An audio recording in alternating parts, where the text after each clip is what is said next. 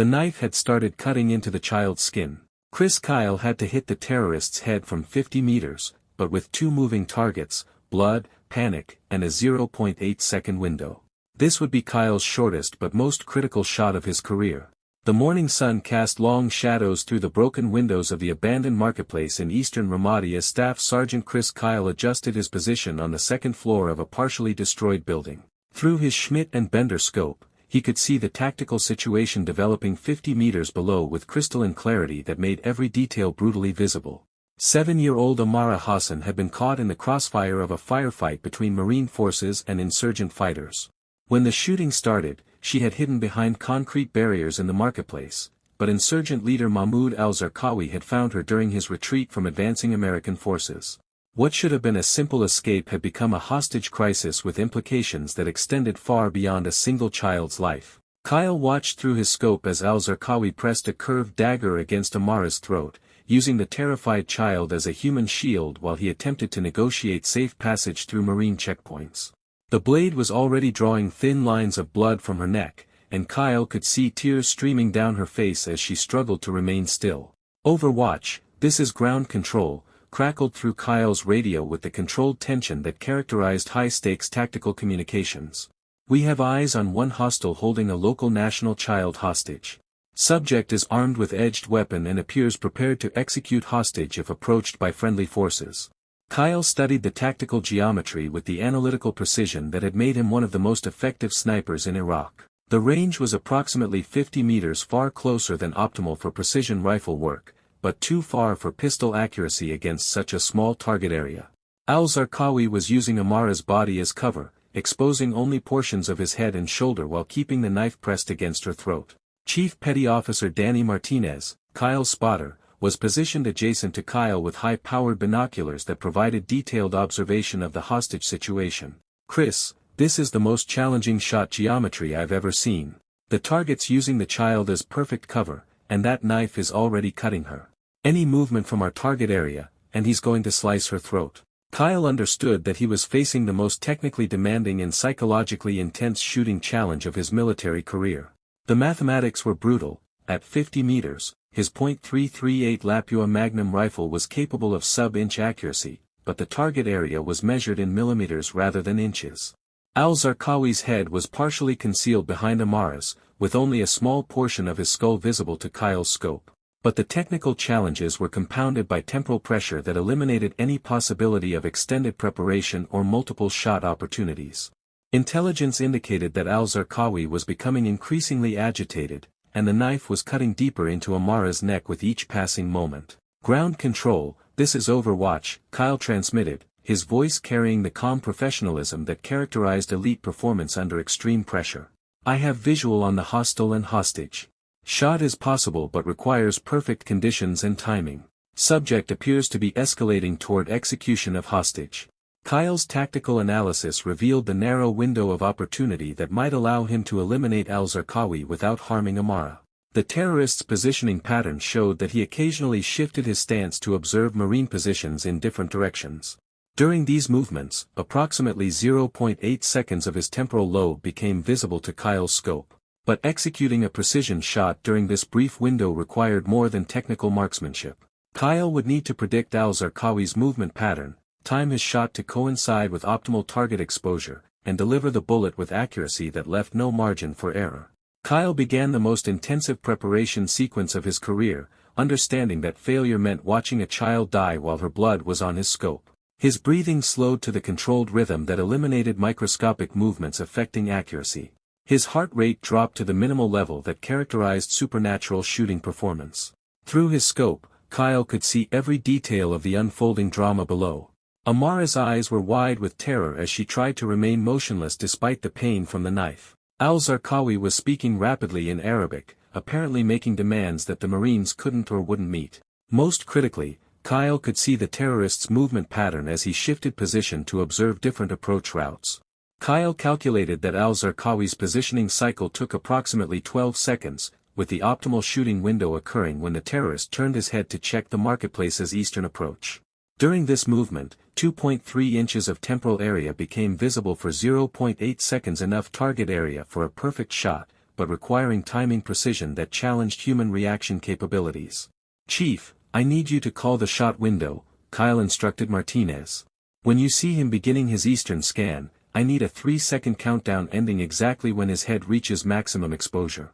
Martinez understood that he was being asked to coordinate timing for the most critical shot either of them had ever witnessed. "Roger that, Chris. I'll track his movement pattern and give you precise timing for optimal target presentation." Kyle's preparation continued with equipment checks that bordered on obsessive. His rifle had been zeroed that morning at 100 meters, requiring minimal adjustment for the 50-meter shot. Atmospheric conditions were excellent: minimal wind, stable temperature, optimal lighting for target acquisition. But none of these technical factors would matter if Kyle couldn't execute the shot during the brief moment when al-Zarqawi's head became visible. At 0947 hours, Kyle received intelligence that changed the tactical situation dramatically. "Overwatch, this is ground control. Subject appears to be preparing for hostage execution. We assess approximately 2 minutes before subject kills the child. You are authorized to take the shot when you assess optimal conditions." Kyle felt the weight of absolute responsibility settling on his shoulders, heavier than the rifle pressed against his cheek. In less than 2 minutes, a 7-year-old girl would die unless he could deliver a bullet with a level of precision that surpassed anything he had ever attempted in combat. It was not just another mission, not another engagement with armed enemies who had chosen the path of violence. It was the life of an innocent child balanced on the edge of his skill. The psychological pressure bore down on him like a physical weight. Kyle had faced ambushes, sniper duels, and coordinated assaults where survival hinged on split-second reactions, yet none of those compared to this moment. Those battles had been about neutralizing threats, this was about protecting life. He knew that even the smallest miscalculation, a tremor in his hands, a breath mistimed, a fraction of a second too late would mean the difference between rescue and tragedy. What unsettled him most was the innocence of the girl. She had not chosen this fight, had not carried a weapon, had not volunteered for war. Her only mistake had been standing in the wrong place when violence erupted around her, swept into the ruthless current of conflict. That reality magnified the stakes, turning what should have been a cold calculation of ballistics and timing into a burden that clawed at his conscience. For Kyle, this was not about duty, orders, or even survival. It was about answering the most brutal test of his profession. When everything comes down to a single shot, can you deliver it not just with technical perfection, but with the clarity of purpose required to save the innocent? Kyle's scope was locked onto the target area where al-Zarqawi's head would appear during his next movement cycle. The crosshairs were centered on empty air, but Kyle's calculations indicated that the terrorist's temporal lobe would occupy that precise space for 0.8 seconds during his eastern scan. "Target beginning movement cycle," Martinez reported, his voice carrying intense concentration. "Eastern scan in 10 seconds, 9, 8. Kyle's finger found the trigger with the gentle pressure that separated amateur shooters from lethal professionals. His breathing reached perfect stillness, his heart rate dropped to barely perceptible levels, his mind entered the focus state where external distractions disappeared entirely. 3, 2, 1, target exposed now. Kyle's shot cracked across the marketplace at exactly the moment Martinez called target exposure. The .338 Lapua Magnum round covered the 50 meters to target in 0.06 seconds, arriving with precision that was measured in fractions of inches. Through his scope, Kyle watched al-Zarqawi collapse instantly as the bullet found its mark with devastating accuracy. The knife fell from his lifeless hand as Amara Hassan stumbled forward, free from the blade that had been seconds away from ending her life. "Target down," Kyle reported, his voice emotionless despite the psychological intensity of what he'd just accomplished. "Hostage safe, no friendly casualties." Kyle remained behind his scope as Marine ground forces moved to secure Amara and evacuate her to medical treatment for the minor cuts on her neck. Through his optics, Kyle could see the child looking around in confusion, probably not understanding how close she'd come to death or how she'd been saved by a bullet fired with mathematical precision from 50 meters away.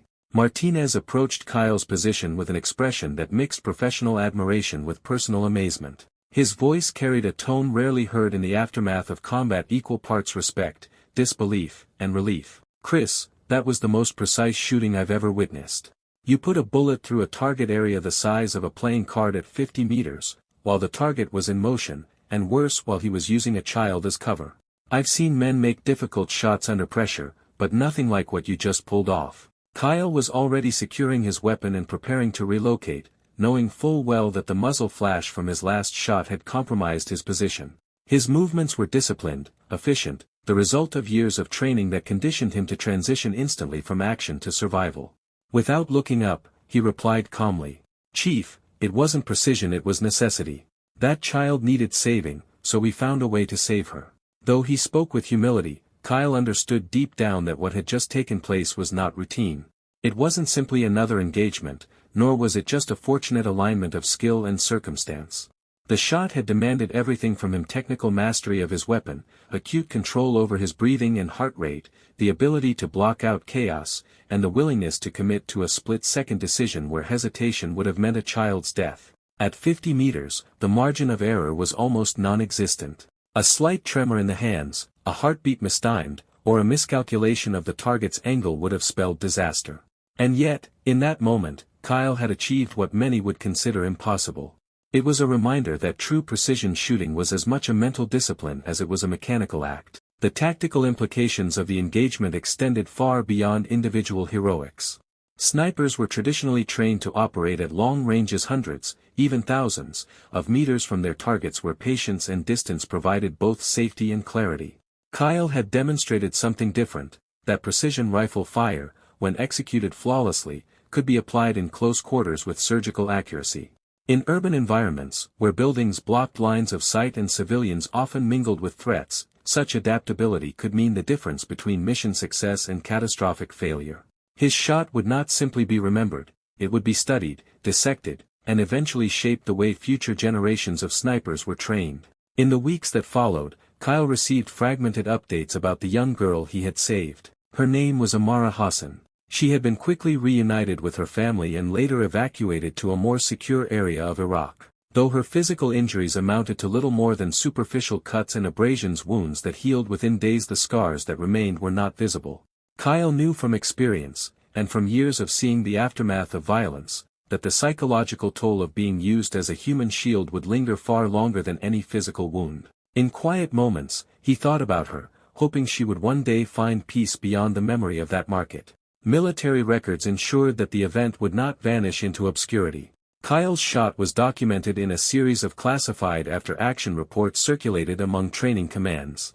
Analysts pored over the details, trying to understand the precise conditions under which such accuracy could be achieved in combat. His performance was catalogued not just as a feat of marksmanship, but as an example of how human determination, moral clarity, and technical skill could align under extreme duress. For those who read the reports, the lesson was clear: the limits of precision were not defined solely by distance or technology, but by the willpower and focus of the shooter. 3 months later, during his performance evaluation, Lieutenant Colonel Robert Harrison addressed the incident directly. The senior officer, himself a veteran of countless deployments, chose his words with deliberate weight. "Kyle, what you accomplished in that marketplace represents precision shooting at a level that challenges everything we teach about optimal engagement ranges. You took a rifle designed for long-range work and used it like a precision pistol at 50 meters. Doctrine doesn't prepare men for that. But you showed us that maybe doctrine doesn't cover every possibility." Kyle absorbed the statement, choosing his reply carefully. He wasn't a man prone to boasting, nor one who sought recognition for singular moments. After a pause, he answered quietly, "Sir, optimal range is whatever range the mission requires. That child needed saving at 50 meters, so 50 meters became optimal for that specific situation." Harrison nodded, realizing that Kyle's words reflected more than tactical insight, they embodied the mindset of an elite warrior. For men like Kyle, doctrine was a guide, not a cage. The true test of a soldier's worth came in the moments when the rulebook no longer applied and choices had to be made in the gray spaces of chaos. For Kyle, the engagement also forced a deeper recognition of the psychological demands of precision shooting. The technical challenge had been immense, but it was the emotional weight, the knowledge that a child's life was balanced against the precision of his trigger pull, that tested him beyond any conventional battlefield scenario. Combat required strength, but this kind of shooting required something greater: the ability to remain human while wielding lethal force with inhuman accuracy. In the years to come, the 50-meter shot would be remembered within certain circles as a defining moment in modern sniping. Not because it was the longest or most dramatic, but because it proved that the measure of precision was not found in distance, but in consequence. Kyle himself would never speak of it publicly, but among those who knew the truth, the story served as both a lesson and a warning. Sometimes the most difficult shots are not about hitting the target, but about living with the knowledge of what was at stake when you pulled the trigger. Kyle learned that exceptional performance often required not just technical skill, but the psychological strength to function at maximum capability when failure would result in consequences too terrible to accept. His success had demonstrated that human beings could achieve extraordinary precision when moral necessity demanded perfect execution. 6 months later, Kyle's close-range precision techniques were being incorporated into advanced sniper training programs as essential skills for urban warfare environments. His innovation had been analyzed, documented, and integrated into military doctrine that would influence special operations training for years to come. But Kyle's most significant achievement wasn't tactical innovation, it was proving that warriors could transcend equipment limitations and doctrinal boundaries when protecting innocent life required performance beyond normal parameters. His 50-meter shot had saved Amara Hassan's life while demonstrating capabilities that exceeded conventional understanding of precision shooting applications. Years later, when Kyle wrote about his military experiences, he would describe the marketplace engagement as one of his most challenging and meaningful accomplishments. Not because of the technical difficulty though that had been considerable, but because it represented the fundamental purpose of military service, protecting those who couldn't protect themselves. Kyle's closest shot had occurred at 50 meters, but its impact had extended far beyond that distance. He had proven that precision, moral clarity, and split-second decision-making could combine to achieve outcomes that seemed impossible until they became absolutely necessary. The lesson transcended military applications, demonstrating that exceptional individuals could achieve extraordinary results when they possessed both the technical skills and moral courage required to act decisively when innocent lives hung in the balance. Kyle's 0.8-second window had been sufficient to save a life, change military doctrine, and prove that sometimes the shortest distance between problem and solution was measured not in meters, but in the moral courage required to take perfect action under imperfect conditions. Amara Hassan grew up never knowing that her life had been saved by a bullet fired with mathematical precision from 50 meters away. For Kyle, that anonymity was exactly as it should be. Warriors existed to protect innocence, not to be recognized for their protection. In 0.8 seconds, Kyle had demonstrated that distance was less important than precision, that equipment limitations mattered less than human capability, and that the closest shot could sometimes be the most important shot when a child's life hung in the balance. See you in the next videos. Don't forget to like and subscribe.